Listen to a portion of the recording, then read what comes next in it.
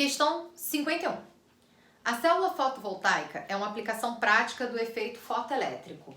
Quando a luz incide sobre certas substâncias, libera elétrons que, circulando livremente de átomo para átomo, formam uma corrente elétrica. Uma célula fotovoltaica é composta por uma placa de ferro recoberta por uma camada de selênio e uma película transparente de ouro.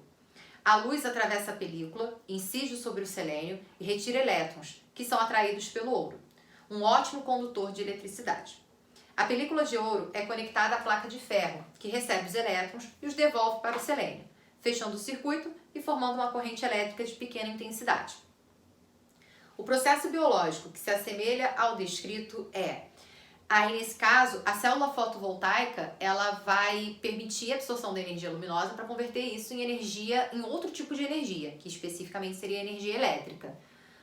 Um processo biológico que acontece de forma similar é o processo fotossintético, onde a energia solar, onde a energia luminosa, na verdade, vai ser convertida em energia química. Aí, nesse caso, a produção do material orgânico que vai acontecer ao final desse processo. Então, a opção de resposta realmente a única opção possível seria a fotossíntese pela questão da luz ser essencial para que esse processo aconteça, no processo fotossintético, assim como também é essencial para a produção de energia a partir dessas células fotovoltaicas. Então, só faz sentido realmente aí a fotossíntese. Um outro processo também autotrófico seria o de quimiossíntese, só que não precisa da luz. A quimiossíntese é um processo de conversão do material inorgânico em orgânico, mas sem a presença da energia luminosa. Então, não daria para pensar em quimiossíntese, só daria para pensar em fotossíntese pela questão da luminosidade, que é semelhante à ideia do que está acontecendo também com a célula fotovoltaica. Fermentação, assim como a respiração celular, são processos aí nesse caso que vão garantir a produção de ATP, de energia, aí nesse caso que vai ser armazenada na forma de ATP, e são processos em que a gente tem quebra de material orgânico para geração dessa energia que vai ser armazenada na forma de ATP. Mas não tem nada a relação com a luz, né? Não tem absorção de energia luminosa para a realização desse processo. A fermentação é um processo que vai envolver somente a etapa de glicólise, onde a glicose é quebrada, gerando piruvato, e você tem 2 ATPs e 2 NADs reduzidos sendo formados. A reoxidação desse NAD vai ser feita ou pela formação do lactato, né, o aceptor final de elétrons sendo aí, nesse caso, piruvato, ou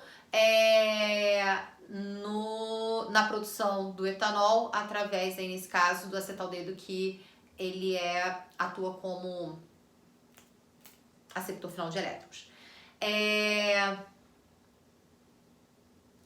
Nesse caso da fermentação, a gente tem um rendimento energético de 2 ATPs somente, tá?